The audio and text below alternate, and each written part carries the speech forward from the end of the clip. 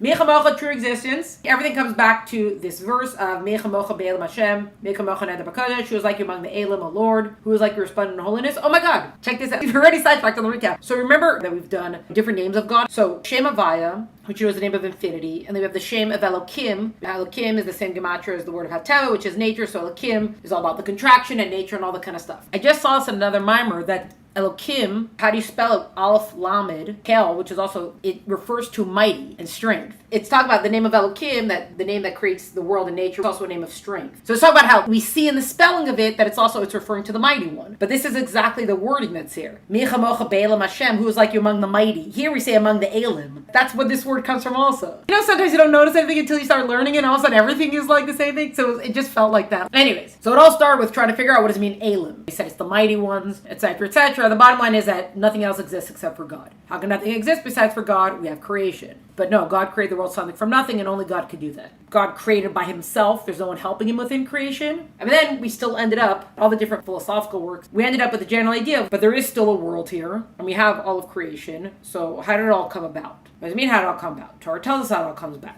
But there has to be some sort of process, because if we're all made from spiritual matter, how do you get physical matter from spiritual matter? How do you get material matter? The way that it works is that there is a progression. And also, we mentioned it last time, you have the spiritual progression that occurs, and then there's the leap, which is the something from nothing, that all of a sudden you get the material from the spiritual. But we're still connected to the spiritual source. Even though ultimately, the higher up you go, the more the categories start coming together, the tree branches coming back to the limbs and the tree trunk, because obviously ultimately you get to God. We're not untethered from our source. We're not just here. We're not just free floating. Not just that, but that is why the material and the spiritual still affect each other. You could have massive movements in the spiritual realms. Down here in this world, it might seem like a little bit that occurred. That's only occurring because you have these massive movements in the spiritual world. If we've seen anything through all these descriptions, between the rooster and the lion and all that kind of stuff, we see how big of a progression, depending on where the spiritual is coming from, how big of a progression it has to go through before it could get to the material world. So think about if you're getting a blessing from all the way up there, it has to go through a whole process before it gets to us. Which is why also sometimes the higher up a blessing comes, when it gets to our world, sometimes it looks a little bit different. In the sense that blessings in disguise. We thought it was a negative situation, it turned out to be a positive situation. So there's different reasons for all that kind of stuff, but one of the ideas is that sometimes because it's coming from so high up, by the time it gets all the way down here, it's been through a little bit of a journey. So going through the whole journey, it can't come necessarily always in its pristine state. And sometimes it gets layers go over it. The blessing to be fully realized, sometimes it takes a little bit to uncover those layerings. If it's a massive blessing, sometimes the world can't necessarily handle it. So it ends up coming down in this packaging that's a little bit off. You sometimes have massive, great things come from very, very negative situations. So we have the idea with blessings often, which is part of the blessing is that it should be a revealed blessing, not a concealed blessing. It's also part of our job to refine the world so that we could take it in. All these descriptions that we're getting from this Maamar about how the physical world came about, we see that things don't just, ta-da, like, and here we are. The things that we do matter in it, and we matter in making those things matter. This is showing us kind of like what's happening behind the scenes. We're looking at the coding of the matrix kind of thing. Even sometimes we don't see the connection that is there. We're not just here. So, we saw it with the foliage, we saw it with the grass. Up there it's angels, down here manifest the grass and the foliage. We saw it also with the rooster. Down here we have the rooster. Up there there's different stages going on. We saw it with this idea of snow. God took the snow from under his throne and he threw it down and we got earth. Talking about the 10,000s, the thousands, the hundreds, the tens and the units. The 10th thing, the process, because we can't just have the godly light. The coarse world can't handle it. So it said there has to be a process of contraction. Before we can have the something from nothing, the world could be created. We know how light occurs. We learned about the tzimtzum, the contraction. And then we did the whole thing with the lion. Specifically, we learned that lion, different ways to manifest, but ultimately we get up to the level of sight, the level of wisdom. Wisdom is sight. Sight has the same letters as lion, so it's all connected to each other somehow up there. We're basically looking for the family connections between things. Someone who's your third cousin, both have this thing in common. So you're like, oh, it must be a family trait. We have sight and we have lion. Hey, they have something in common. And then we did the whole thing with the hands. And this is also like the 3 hands. We're talking about hands of strength because lion is strength. By the way, this whole thing with the Beis HaMikdash, where it's like God created the world with 1 hand, but with the Beis HaMikdash is 2 hands. The point that it's trying to make, and that's why the work of man is so great because they did with both hands. The Beis HaMikdash is so precious, they'll use both hands to do it. Where God creation, it was just like, oh, whatever. This hand.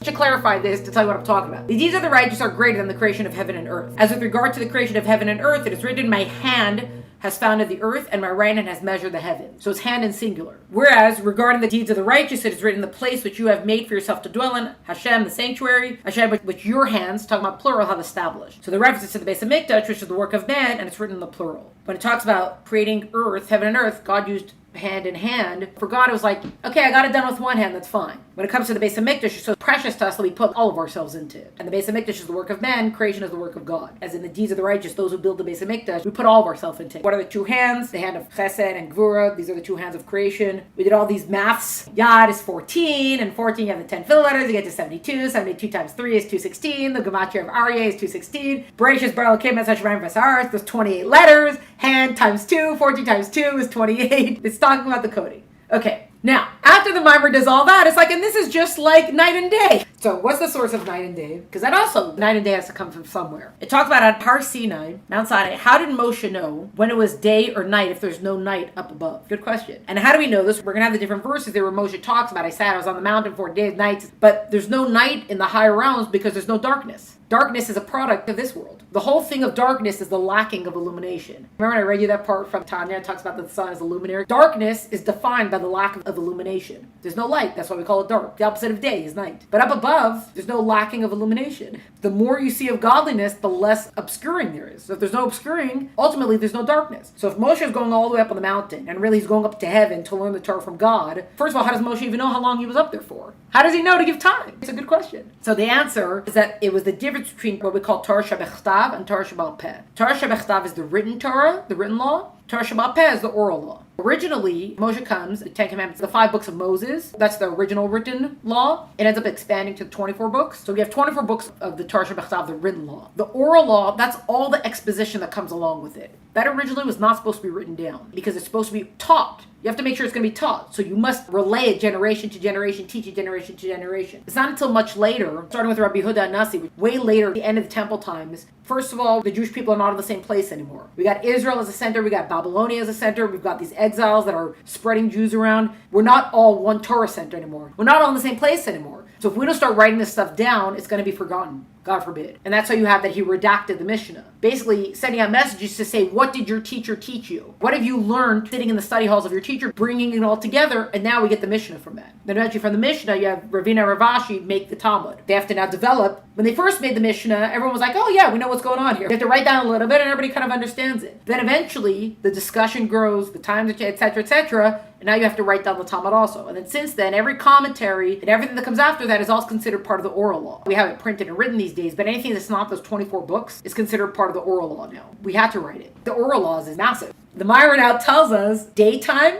is the written law, nighttime is the oral law. That's the origin point. So look, we're going to have a bunch of verses now. We're going to show us how we get to that. So first of all, this is from the Torah. Vehisham im Hashem arba'im yom v'arba'im laila lechem lo ochal l'mayim lo shasa v'yichtav al luchas es tevrei bris aseres advarim. He was there with Hashem for 40 days and 40 nights. He ate no bread and drank no water, and he inscribed upon the tablets the words of the covenant, the 10 commandments. Aseres advarim actually means 10 things. It doesn't mean 10 commandments. Aseres adibros is 10 sayings. It doesn't mean a commandment. Anyways, basically Moshe was up there for 40 days and 40 nights. Okay, so again, how do we know the difference? No night up above. There's no darkness before God. Vayisham im Hashem arba'im yom v'arba'im laila. He was there with Hashem 40 days and 40 nights. Menayin hayodeh Moshe imas hayom. How did Moshe know when it was day? I'm sure you guys have been wondering about that, so you can sleep tonight. I'm going to give you the answer. When the Holy One, blessed be, he taught him the written law, he knew it was the daytime. And when he taught him the oral law, the Mishnah and the Talmud, he was aware that it was nighttime. This was so because day and night are alike in the presence of the Holy One, blessed be he, as it is said, and the light dwells with him, from the book of Daniel. And as it also written elsewhere, even darkness will not obscure from you, and the night will light up like day, as darkness so is light. Remember, we've actually had this verse in Tanya, that even the darkness doesn't obscure you. Darkness can't block God because it comes from God.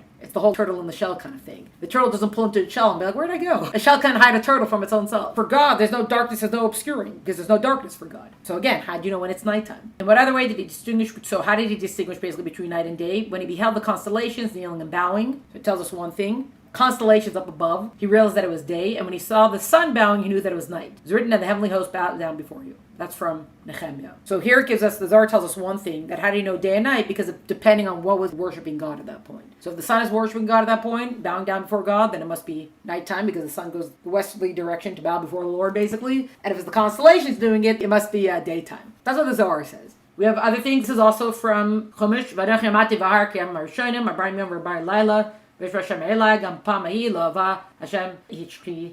stood on the mountain. I stood on the mountain like the first days, 40 days and 40 nights. And Hashem hearkened to me also at that time. Hashem did not wish to destroy you. This is coming after. This is the second set we're talking about. When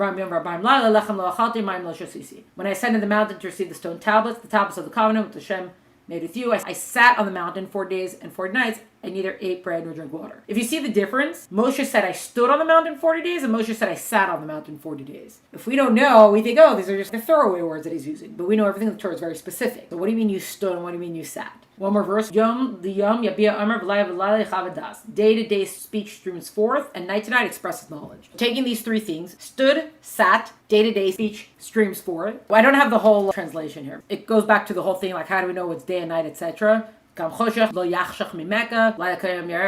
the beginning part is similar. How do we know? There's no darkness up there. So, at the time Hashem taught him, he would stand. At the time Hashem was hidden from him, he would sit and review what he learned. He stood and he sat because standing, you stand before God's presence. That's the time that God's teaching him. He sat, that's when God's like, okay, review the studies. As in, one's written law, oral law. At the time Hashem spoke with him, he knew it was day. At the time Hashem told him to review his studies, he knew it was night. That's one explanation. Moshe stood out of fear of Hashem, who taught him the written Torah during the day. At night, Hashem would leave Moshe to review his studies, as in the oral law, and that's when he would sit. He could sit. Now, he's not standing in the presence of God. This is the way of study. During the day, a student studies with his teacher, and at night, he sits alone to delve deeply into his studies. So the verse from Tehillim is quoted, day-to-day speech streams forth. During the day, the teacher conveys a speech, and it's time to listen to what is said to him. And night-to-night expresses knowledge. At night, the student meditates to comprehend what was taught by day. Because also, in general, the oral law expounds upon the written law. So you're talking about reviewing your studies and expresses knowledge, because it's saying, now we got to take it and we got to go the length of it and the breadth of it. We're taking these words that Moshe told us about how he stood and I sat. Day-to-day speech streams forth. So we said, oh,